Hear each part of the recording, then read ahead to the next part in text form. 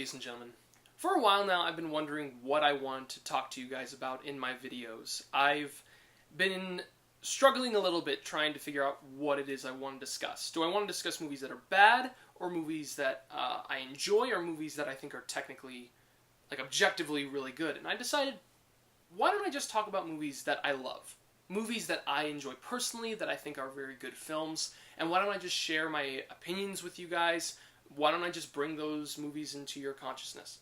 Because I don't like talking about movies that I dislike. It's not enjoyable for me. There are some times where it can be, cathartic. I can go through some kind of stress relief when I think about these movies, but I don't feel good when I talk about movies I don't like. I love talking about movies that I think are spectacular, the performances that I love. I just, when you talk about something you enjoy, I think you get more out of it than when you talk about something you don't like. People question, it's like, well, if you hate it that much, why are you spending so much time on it? And they're right. Why spend time on something that you hate? I want to talk to you guys about my absolute favorite animated movies. Now, this is a favorites list. A lot of these movies I do consider to be the best of a lot of animated movies that have been out, but some of them are just here for personal reasons. So if you disagree with it, that's totally fine, but this is a personal list for me. Before I start off, here is a list of all the movies that were just short of making this list. I found that these films are really enjoyable, and I enjoy watching them, but I couldn't put them on this list. I just couldn't, and I wanted to make sure that this list was short enough, but dense enough that you guys could enjoy watching it and hearing what I had to say. This is my top 15 favorite animated films. Number 15 is Shrek 2. The first Shrek movie for me is one that, when I watch it again, it's got some really interesting ideas in it, but it's a film I kind of find at times unpleasant to watch. I don't know if it's the animation itself, or if it's just some of the things that are posed. Like Lord Farquaad in that movie he's a really odd villain, and it's not the kind of odd where it's like, oh my goodness, he's so creepy, like Frollo in Hunchback, but it's like, he's just a little, he rubs me the wrong way. And there's a few things also with, it's like an adult animated film, but it's, for kids too, and it's a bit of a mashup, and I don't quite see everything that they're trying to get. I see the intent, but a lot of things I just can't, I don't enjoy it as much. Shrek 2, on the other hand, is just hilarious. I love watching this movie today. We put it on when we were organizing our garage sale. We went on a VHS tape, and we just put it on in the garage, and oh my goodness, I couldn't stop watching it. It's so funny. I like how it's not just an ugly duckling story, like the first one. I love how Fiona and Shrek's relationship is actually escalating into the idea that now they are ogres, and they have to choose if that's the path they want to take. Because I love how they are actually become human. Because, it's that thing. It's like, if you had the chance, would you? And I love what Fiona says to Shrek at the end of the film. It's just a really touching moment for her to say, you know what? I want to live happily ever after with the ogre I married. Because that's who she married, and we'll get into that a little later, but yeah, I just think, I love moments like that, where it's like, you fell in love with someone for who they are, not how they look like. That's something that I think that we should learn more about, even today. And I love Prince Charming. He's just a funny side villain. That's why I don't really love Shrek 3, but Shrek 2 I love. He's a great side villain, and the Fairy Godmother is a great main villain in this. I think Meryl Streep does a great job, and she's her big opening, her big dance number during the wedding is just so funny. I love the side characters in this movie too. I think one of the most quoted scenes in my house is Pinocchio's heist moment, where he's coming down and they tell him that he has to lie, and Donkey says, oh, I'd say something crazy to lie, like I'm wearing ladies' underwear. It's like, I'm wearing ladies' underwear. and his nose doesn't go, and then it's like, wait, are you? And he's like, I most certainly am not. And his nose just starts to grow. Perfect subversion of expectations in there. Like, the music is also gone. It's not epic anymore. It's just like this embarrassing moment, and it's like, even though they're benefiting from Pinocchio's misery, it's so funny to watch. I love Puss in Boots in this movie. For me, when he introduces it, it's like, pray for mercy from. It's like, that is something that I love to quote when I think of this movie. It's great, and it takes risks in this movie in terms of, putting their characters in really out there situations. And I love, like, the reference to Cops in this movie, the Knights show. I laugh so hard when I see Puss in Boots just he's got catnip on him. He's like, that's not mine. Again, this is just a really enjoyable film for me, and it's nostalgic. I grew up with this movie. What else can I say? I really, really love watching this film. Number 14 is Toy Story 3.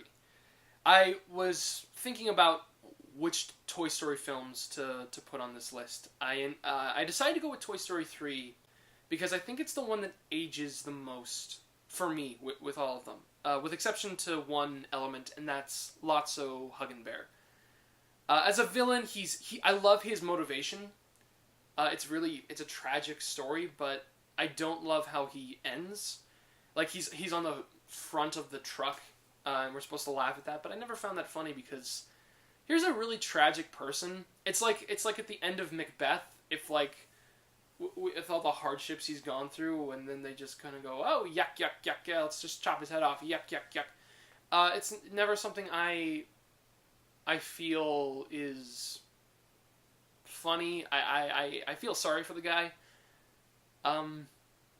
Honestly, that's the only thing that doesn't really hold up for me when I watch it again. But everything else is great. I love how the circumstances the toys go through in all of the films escalates them into brings them into more and more dire situations. Like, what if a toy was afraid of being replaced by another toy? And then what if a toy was afraid of being thrown out and then has the possibility? And that's the thing. It's not just, hey, what if this happens to a toy? It's, okay, what happens if a toy is afraid of being thrown out or replaced? But then, in turn, he and the other toy get lost, and neither one of them is with their owner, and they're instead with a nightmare kid. That's a great idea, and it heightens the stakes. It raises the stakes of that scenario, the initial one. And it's like, well, what if a toy was afraid of being thrown out? Because he gets damaged.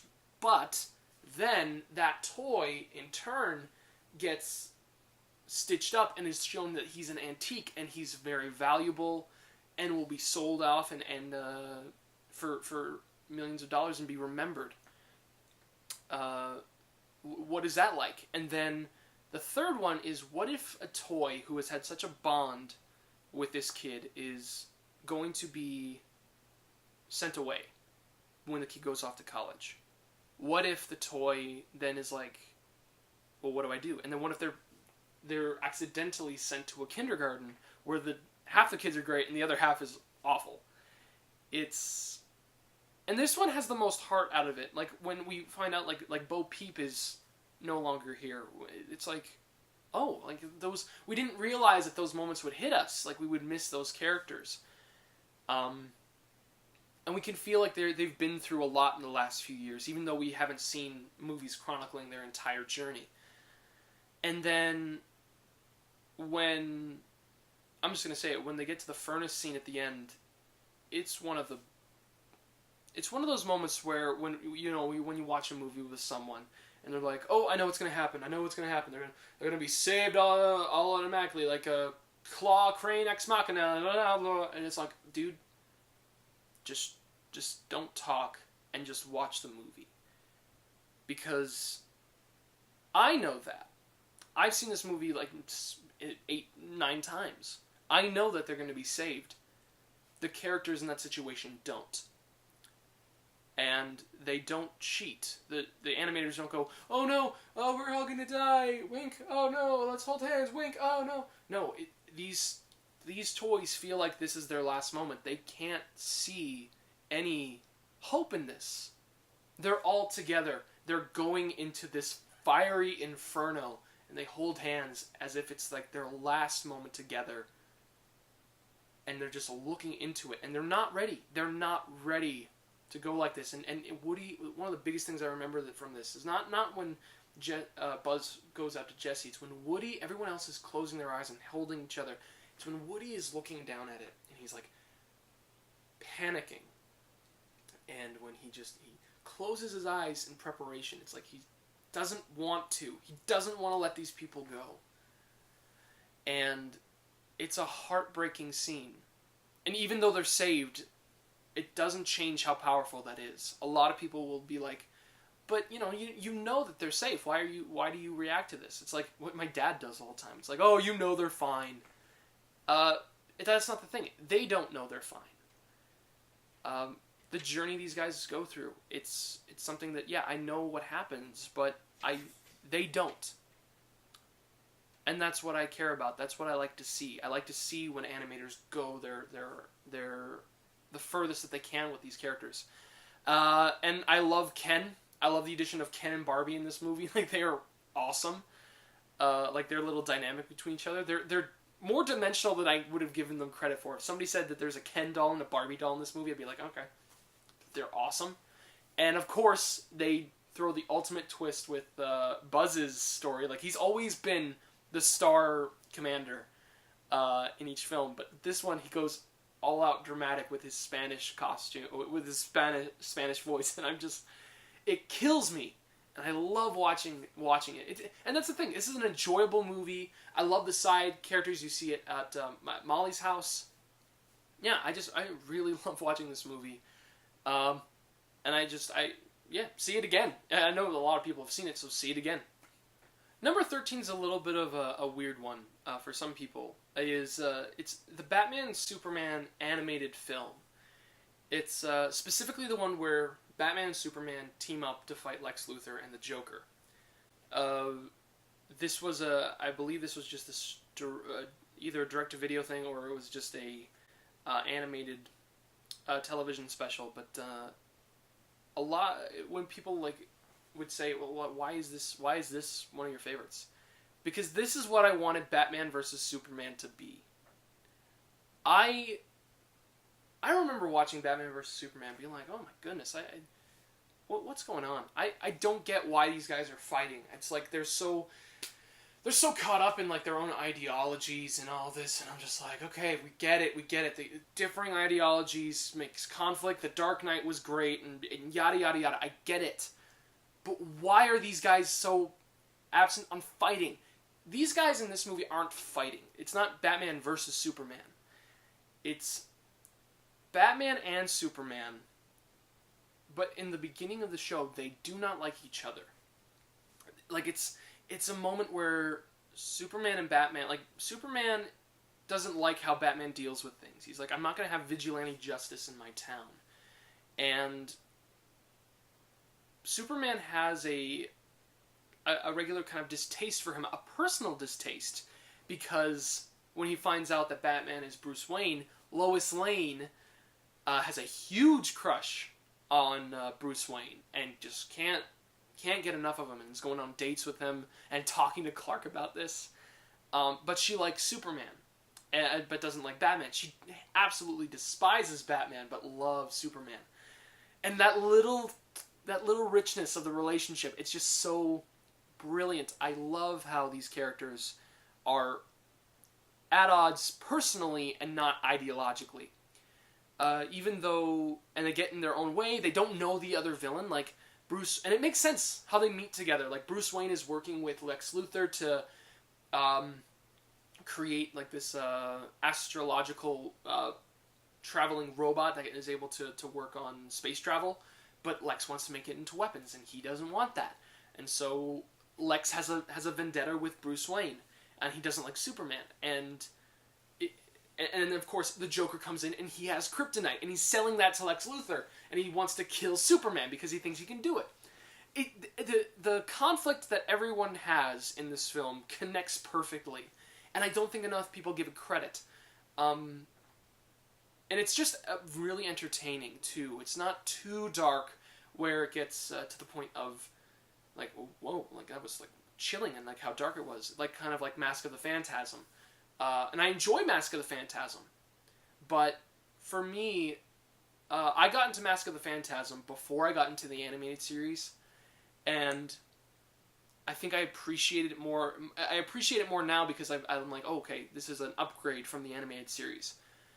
And they've stepped up their game.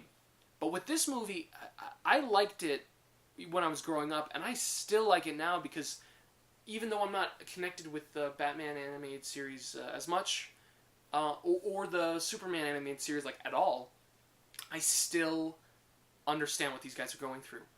And this has, for me, my favorite Joker laugh. I know a lot of people are partial to the Phantasm's Joker laugh. With it's like just like a big burst of laughter.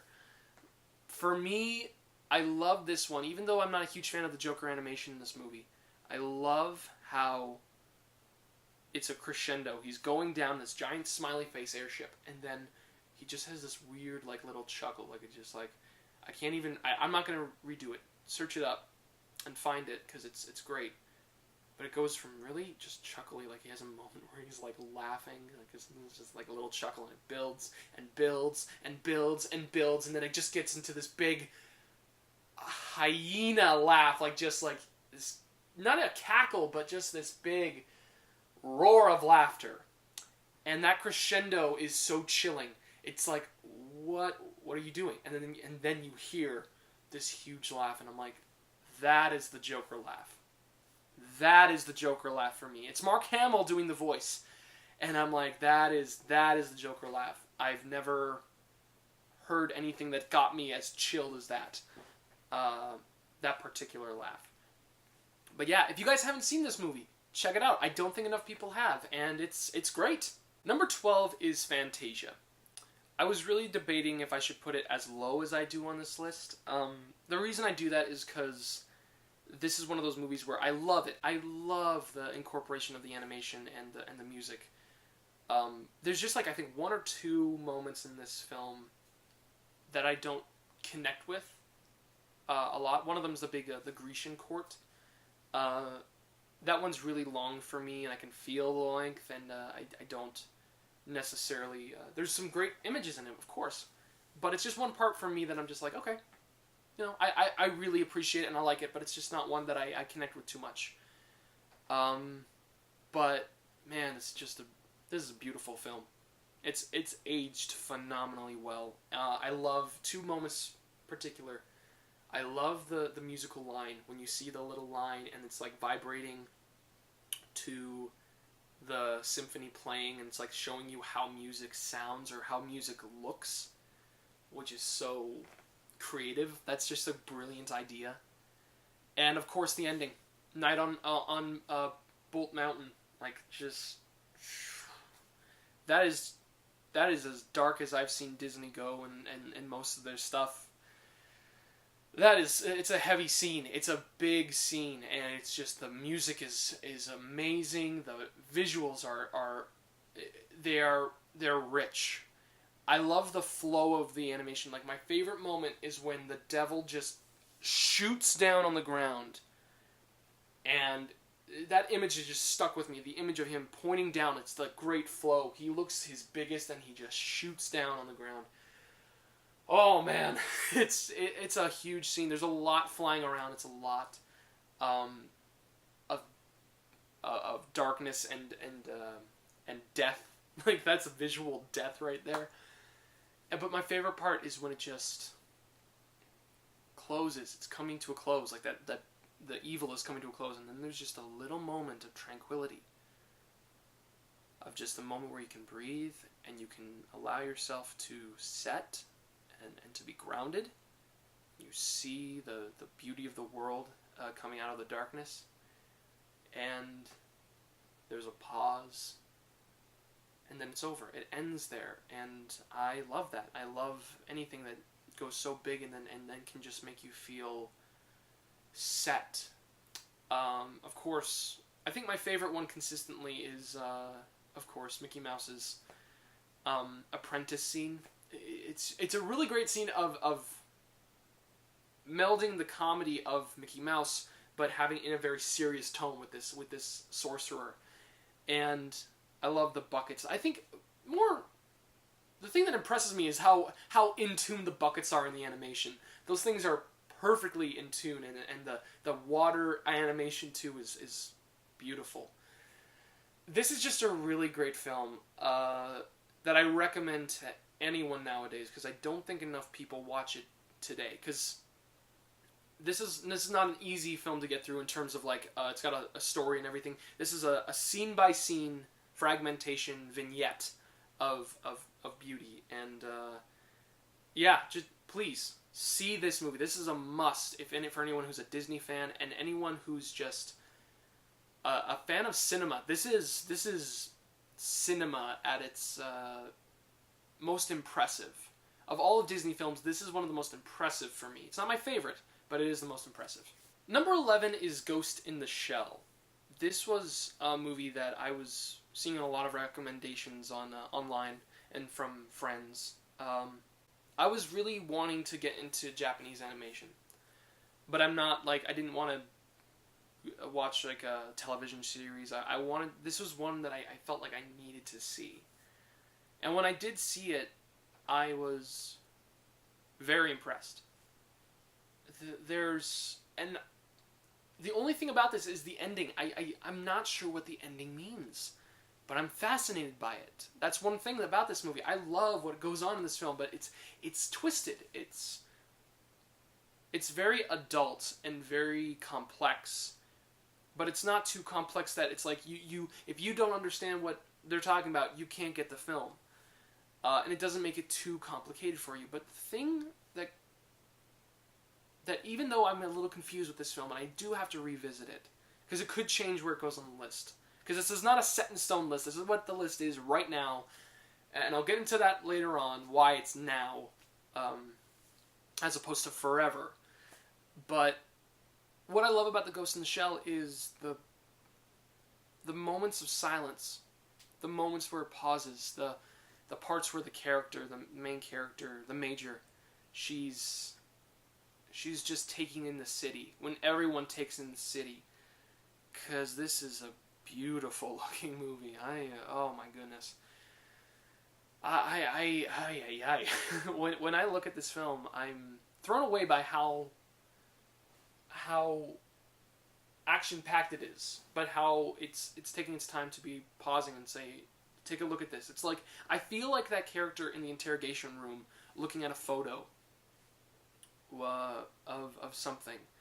I feel it's like, take a moment to look and take this in, and what's really there, as opposed to what you think is there. This is a movie that allows for you to analyze it and interpret it without throwing it in your face. I think that, above all, I love the interplay between the two cops in this film. I love the question of being human, being who you are, finding your own identity.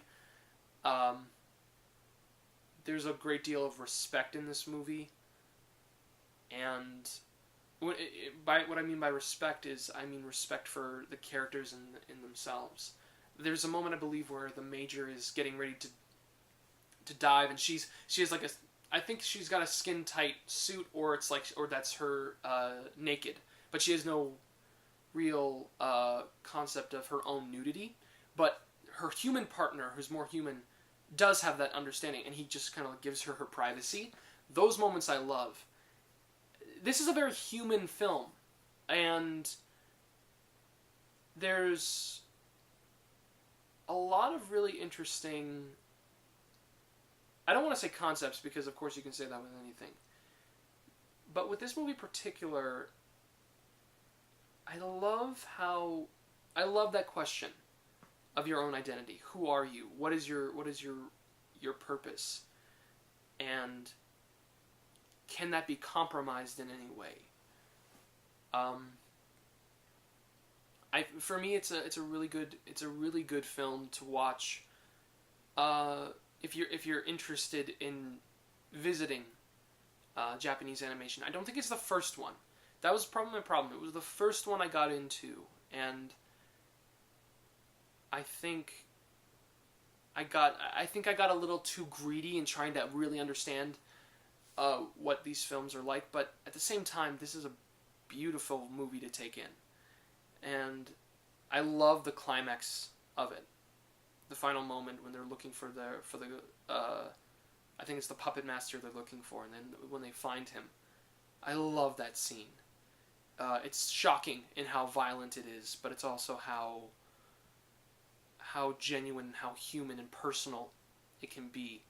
And I feel scared for the Major when there's that tank in the end and it's shooting at her, and she's like all alone and she's getting shot at, and even though she feels panicked, it's like any good action film. You should feel concerned for the protagonist. And this is a movie I'm gonna have to revisit, but it's definitely in my top in my favorites list for sure. That's never gonna change. So if you're interested in Japanese animation, check out a few other films before you get into this, and then get into this film, because there's a lot of great stuff to take in.